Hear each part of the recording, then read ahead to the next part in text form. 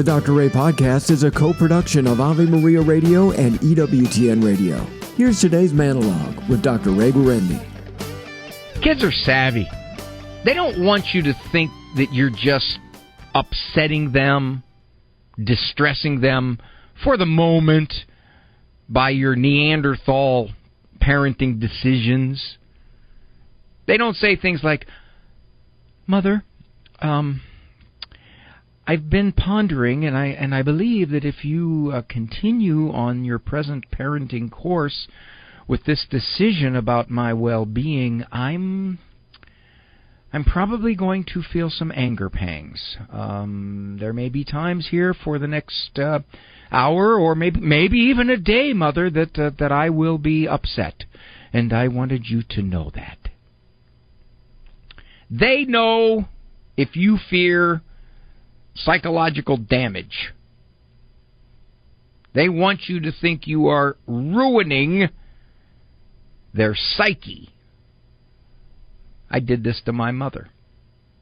Long before parents in that generation were worried about ruining their children's psyches. You're my boss. You can make me do what you want now. When I'm 18, I'm going to do the exact opposite of everything you ever taught me. You can make me go to bed now. When I'm 18, I'm never going to bed. So for years, I called her up every night, about 3:30 in the morning. "Mom, I'm still awake. You know what else? I've got every light in the house on. Refrigerator doors wide open. I just drank straight from the milk jug. Later on, I'm going to run with the scissors. Yeah, the good scissors. Remember the good scissors? For years, I'd go home. Okay, Ma, I want to, where's those good scissors? They're up in a shrine glass case, right next to the Scotch tape and the Virgin, statue of the Virgin. Mom, you ever use those good scissors? No, but they're there if I need them. You don't cut paper with the good scissors. Remember the ones we used to have? Those rounded ones you took to school? They weren't sharp, because if you ran with the scissors, you didn't want the sharp end there. They were rusted shut. You touched them, you got tetanus.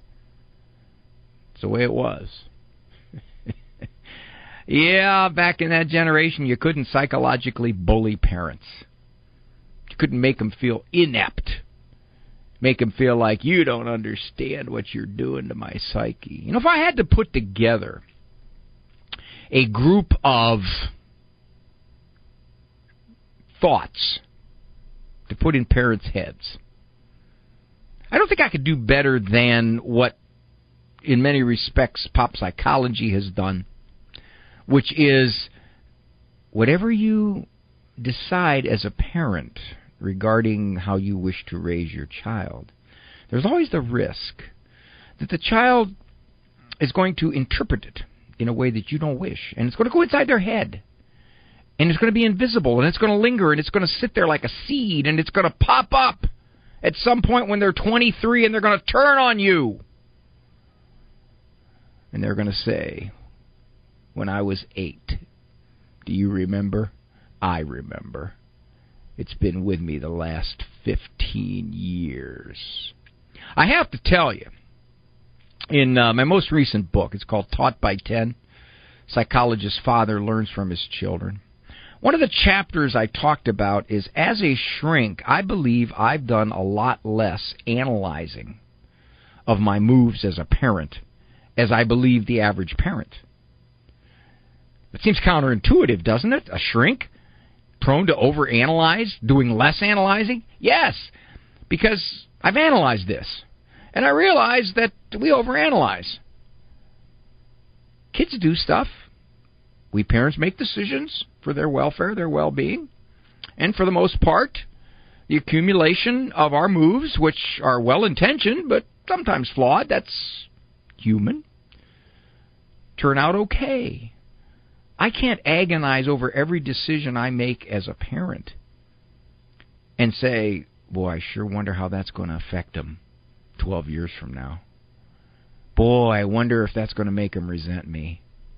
Gee, I sure hope that this doesn't blow up in my face psychologically speaking. I didn't do a whole lot of that. I couldn't. My 10 children were 12 years apart total from the oldest to the youngest.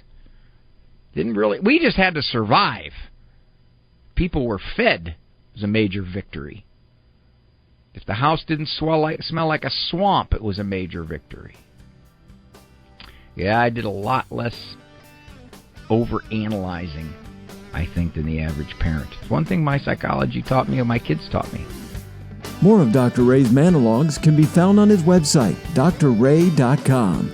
Monologues as well as full-length programs of The Doctor Is In can be heard at AveMariaRadio.net and EWTN.com/radio.